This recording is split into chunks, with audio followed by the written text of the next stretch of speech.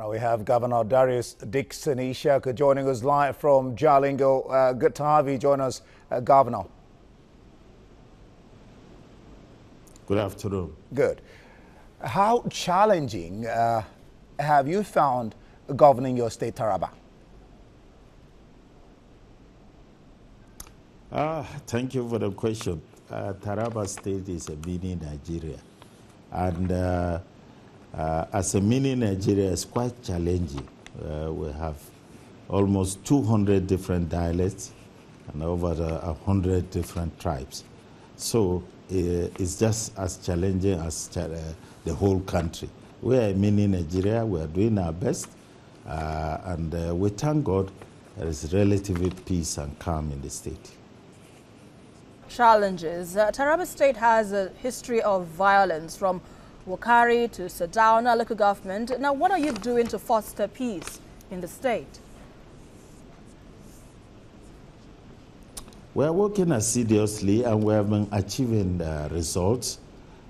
Before I came in, the state was in pieces as a result of polarization along tribes and religious lines. I've tried my best and I've reduced that polarization. But of course, there are some issues that are still hanging that needs to be solved.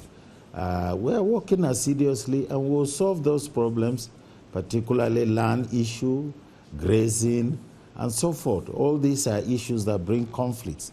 And that is why I signed into law recently the ranching bill, anti-grazing bill, so that we'll reduce to the barest minimum the issue of having to fight one another. There is absolutely no reason for us to quarrel with ourselves because God has given us more than enough in this country, particularly in Taraba State.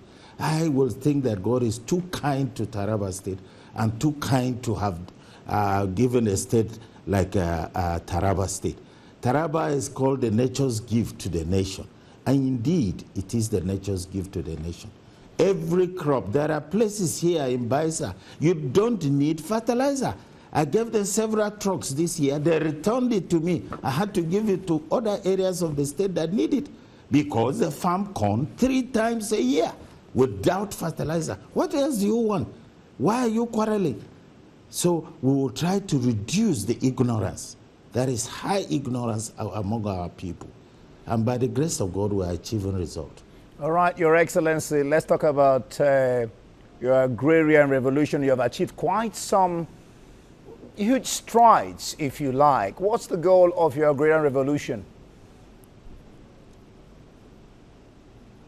Thank God we have achieved some great strides. I'm working also harder because I haven't reached where my beacon mark is yet. I would like Taraba to see Taraba in the year or two supplying half of the rice that Nigeria consumes. Because to be spending $8 billion in importing rice when we can produce the rice, half of Taraba State can produce rice. If you go to Karim Lamidu, you look left and right 100 kilometers. I have more than 20,000 square kilometers that I can farm rice. Go to Bantaji in Okari, the same. Go to Ibi, it's the same. So I have too many places I can farm rice for this country. My problem is the infrastructure. Like in Karim Lamido, I'm desperately sourcing for like 30 to 40 billion just to provide canals. I will pump the water from River Benue upstream and release them in the dry season because you make more yield, 4 times the yield in dry season than you make during the wet season. And so why not? They can farm throughout the year. Why not? If I can be able to provide the infrastructure. And then you have all the rights we need. And we stop the 8 billion. Use the 8 billion in some other places like health, like schools. Then stop this migration of going to somewhere that we need to. We'll bring all the people to come and treat us here in Nigeria with all the modern facilities. All right, His Excellency, let's look at the revenue generation. How has Taraba fared under your administration? Revenue generation, we have fared much better than what I met it. We have gone like 150% more than what I made. It's still below my expectation. I expected by now I should have been generating 500% more than what I made.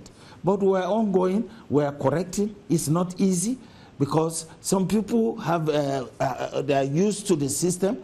We have to block leakages so that we have enough money to pay salaries on that. It hasn't been easy. But luckily, for the first time, Nolge came to me about 6 weeks ago to say, sir, thank you that you are paying us all our salaries. Thank you that we now can see.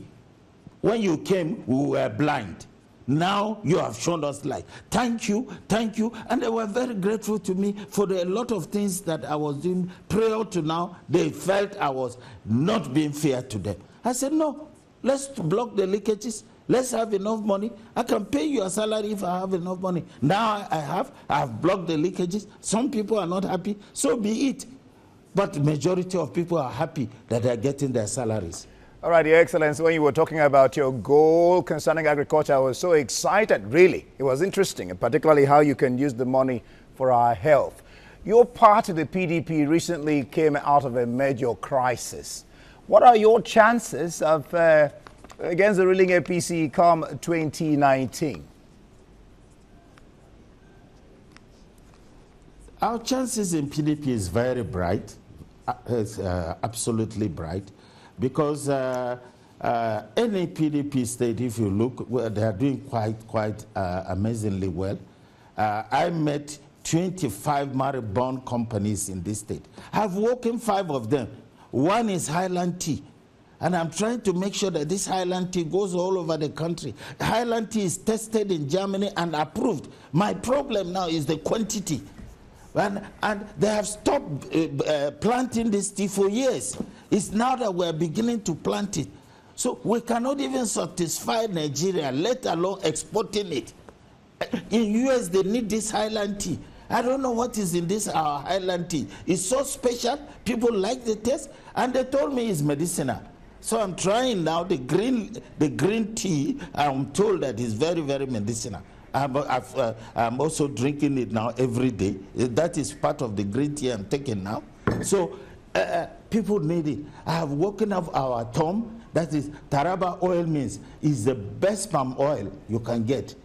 So we need to inculcate that sense. I will revive this company. I will make sure I privatize part of them so that people can be accountable to somebody else.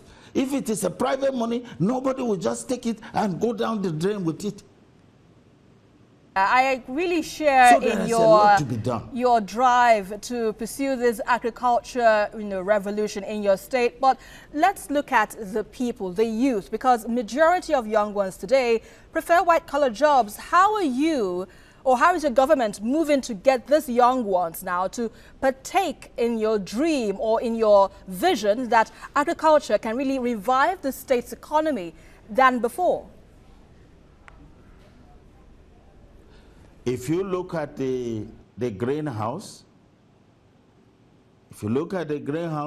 we're already employing about 500 youths.